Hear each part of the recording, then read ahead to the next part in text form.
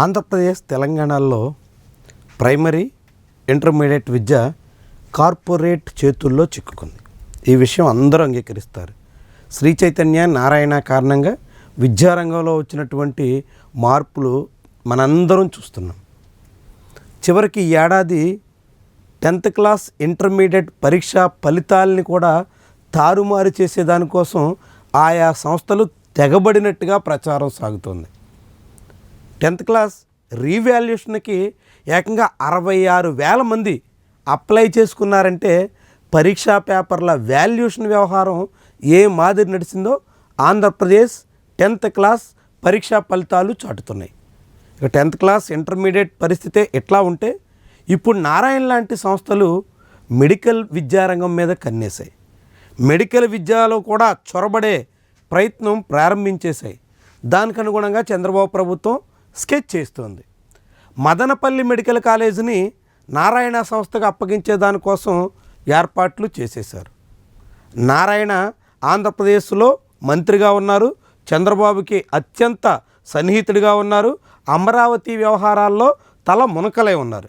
అదే సమయంలో రాష్ట్ర వ్యాప్తంగా ఉన్నటువంటి మెడికల్ కాలేజీలని తన పరిధిలోకి తెచ్చుకోవాలి, వీలైనన్ని కాలేజీలు నారాయణ సంస్థల ఆధ్వర్యంలో నడిచే ఏర్పాట్లు చేసుకోవాలి అనే ప్రయత్నం చేస్తున్నారంటే ఎంతగా క్విడ్ ప్రోకో నడుస్తుందో అర్థమవుతోంది. అదే సమయంలో రాష్ట్ర వ్యాప్తంగా ఉన్నటువంటి మొత్తం ప్రభుత్వ మెడికల్ కాలేజీలని పీపీపీపీ అనేటువంటి పేరుతో ప్రైవేటు సంస్థలకు ఇచ్చే ప్రయత్నంలో భాగంగానే నారాయణకి మదనపల్లి ఇప్పటికే కన్ఫర్మ్ చేశారు. మరికొన్ని కాలేజీలు కూడా అప్పగించబోతున్నారు. చంద్రబాబు పేరు ఏం చెప్పినప్పటికీ జగన్మోహన్ రెడ్డి హయాంలో ప్రారంభమైనటువంటి మెడికల్ కాలేజీలని ప్రైవేట్ సంస్థల చేతుల్లో పెట్టబోతున్నారు. ఇప్పుడు ఏమవుతుంది? నారాయణకి ఇప్పటికి నెల్లూరులో ఒక మెడికల్ కాలేజ్ ఉంది. నెల్లూరు మెడికల్ కాలేజీలో నారాయణ సంస్థలో సీటు కావాలంటే కనీసంగా బి కేటగిరీ సీట్ అయితే ఏడాదికి 20 లక్షల రూపాయలు తక్కువ కాకుండా చెల్లించాలి. అంటే 5 ఏళ్ల ఎంబీబీఎస్ కోర్సు పూర్తి చేయడానికి ₹1 కోటి ఖర్చు అవుతుంది. అదే సి కేటగిరీ అయితే ₹1.5 కోటి తక్కువ కాకుండా వెచ్చించాల్సి ఉంటుంది. అంత మొత్తం ఖర్చు పెట్టి ఎంబీబీఎస్ చదివి డాక్టర్ అయినటువంటి వాళ్ళు ఎవరి కోసం పనిచేస్తారు? ఎలాంటి ఫీజులు వసూలు చేస్తారు? ప్రజల జీవితాల నుంచి ఏ రకంగా పిండేస్తారు? కరోనా సమయంలో చూసాం. ప్రభుత్వ ఆసుపత్రులు లేకపోతే, అక్కడ బెడ్స్ అందుబాటులో ఉండకపోతే ప్రైవేట్ ఆసుపత్రులు ఒక్కొక్క కరోనా బాధితుడి నుంచి ఎన్ని లక్షల చొప్పున గుంజేశారో మనం అంతా కళ్ళారా చూసాం. ఇప్పుడు అలాంటి వ్యవస్థ అన్ని సమస్యలకి తీసుకొచ్చే స్థితికి చంద్రబాబు ప్రభుత్వం నెట్టేస్తుంది. మొత్తం కాలేజీలన్నీ ప్రైవేటు పరం అయిపోతే, పీపీపీపీ అనే పేరుతో ప్రైవేట్ సంస్థల చేతుల్లోకి పోతే, మెడికల్ కాలేజీల్లో ఫీజులు పెరిగి సీట్లు కొనుగోలు చేయగలిగినటువంటి వాళ్ళు మాత్రమే ఎంబీబీఎస్ వైద్యులైతే, ఇక ఆ తర్వాత సామాన్యులకి వైద్యం చాలా చాలా ఖరీదైనటువంటి వ్యవహారంగా మారిపోతుంది.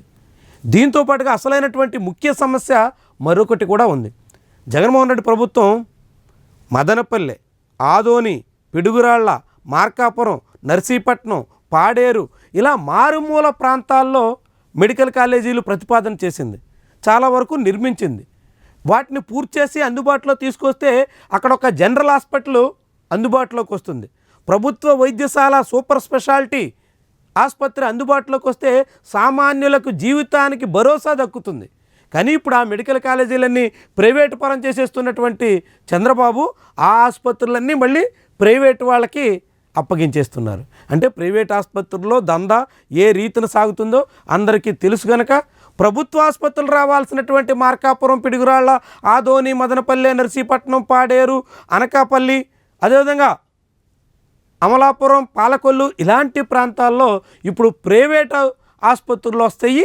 ప్రైవేట్ ఆసుపత్రులు ప్రజలను ఏ రకంగా ముక్కుపిండి వసూలు చేస్తాయో కూడా మనకు తెలుసు. ఇలాంటి 2 రకాల ప్రమాదాలని జనం మీద నెడుతూ లాభాలు మాత్రం నారాయణ లాంటి సంస్థలకి అప్పగించే దిశలో చంద్రబాబు ప్రభుత్వం సాగుతోంది.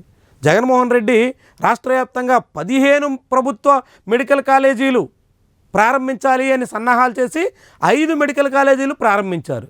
అది విజయనగరం, రాజమండ్రి, ఏలూరు, మచిలీపట్నం, నంద్యాల 5 కాలేజీలు ఇప్పుడు నడుస్తున్నాయి. 2వ బ్యాచ్ కూడా అక్కడ పూర్తవుతోంది.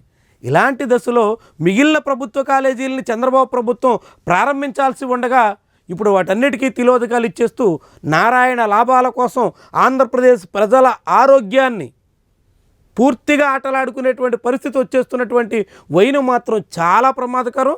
ప్రజలు దీని మీద ఆలోచించాల్సినటువంటి అవసరం ఉంది. ప్రభుత్వం మీద ఒత్తిడి పెంచాల్సిన బాధ్యత ఉంది. ప్రభుత్వం కూడా ప్రజాశ్రేయస్సును దృష్టిలో పెట్టుకోకుండా కార్పొరేట్ల లాభాల కోసమే సాగితే ప్రజాగ్రహానికి గురికాక తప్పదన్న విషయాన్ని గ్రహించాల్సి ఉంటుంది.